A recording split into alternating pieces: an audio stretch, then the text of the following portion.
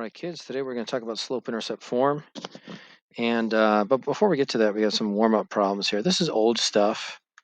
If you want to practice and do these top four problems, 1A, B, 2A, 2B, do it first. Maybe pause this. And then you can check your work here in a moment, because this is stuff that we've done before.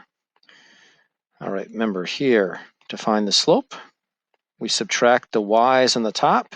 Here's the y, there's the y. Subtract the y's on the bottom. Remember, you got to subtract in the same direction.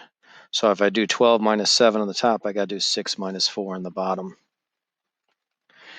Here, I'm going to do negative 4 minus 5, subtract the y's on the top. Now remember, on the bottom, it's going to be 7 minus a negative 3, which becomes 7 plus 3. So this would be negative 9 over 10, and that can't be reduced, so you're actually all done with that. Okay, this is just slope practice. So remember, go to the point first and then move at the slope. So 0, 1 would be right there. Remember, a slope, any whole number slope has an invisible 1 underneath it. So that means up 1, 2, 3 over 1. Because remember, it is rise over the run. All right. Negative 3, 1, 2, 3, 4, 5. Go to the point first. Remember, this is a negative 2, so we go down 2 over 3. And there is our line. Okay, so slope-intercept form. This is usually this is something that students often remember from middle school. Slope-intercept form looks like this. Y equals mx plus b, where m is the slope, of course, and b is the y-intercept. Remember, the y-intercept is where the line crosses the y-axis, okay? So, like if I had, I'll just do a little sketch right here. So if I had a line that went like this, that would be the y-intercept right there. And that would be a y-intercept of 1, but remember, it's really a point. That would be 0, 1. You know, if I had another line that went through right here, you know, this would be a y-intercept of negative 2. But remember, that's a point. It's 0, negative 2. That would be the b, the y-intercept. All right? So when you're in this form, this is called slope-intercept form, y equals mx plus b. If y is by itself, the number in front of the x is the slope. The number hanging out by itself at the back, that is the y-intercept. So for example here, the y-intercept would be this 5. But remember, all y-intercepts have an x value of 0, because when you're on the y-axis, the x value is 0.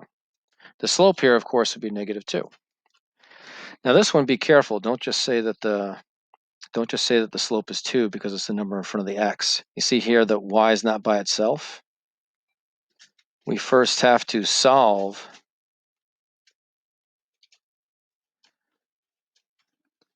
for y. You see, so solve for y, get y by itself. Now you can see that the y-intercept is this thing at the end, 0, negative 4, and the slope is 2/3. Okay, not much to it.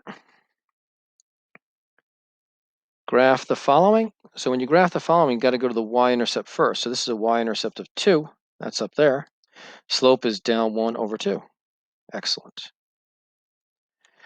Now again, here on this next one, remember, when you're in some random form like this, you want to solve for y. You got to get y by itself. So 2y equals 5x minus 8. We still got to divide by 2. So we get y equals 5x over 2 minus 4. Okay. All right. Now, so can we graph that? 1, 2, 3, 4. There it's -4, remember? So we went down. We have to go up 1, 2, 3, 4, 5 over 2. So that's the slope. So you go to the y-intercept first, and then from the y-intercept, you move with the slope. Now this one here, this one's a little bit different because there's no number hanging out here by itself, but the reason why is because that's number 0, because we don't write +0 or -0 or anything like that. So this is the y-intercept right there.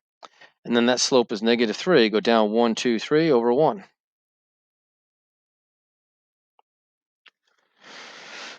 Now this is different altogether. So x equals a plane number. Where does x equals -2? Oh, right there. Right there. Right there. Right there. You see, x equals a plane number is always going to be a vertical line. Every single time it's going to be a vertical line. Okay? Y, let's do another one over here. Y equals a plane number. Let's say -1. That means you go down here. Anywhere on this line, the y value is -1. Okay? So all equations that are y equals a plane number, always a horizontal line, and all horizontal lines have a slope of 0. Okay? They all have a slope of 0. Now this one here, remember, anything that's x equals, that's always going to be a vertical line. All vertical lines have undefined slope. We talked about that the other day, about the slopes. Okay? Always a vertical line. If it's x equals a plane number and has undefined slope, if it's y equals a plane number, it's going to be a horizontal line, have a slope of 0. All set.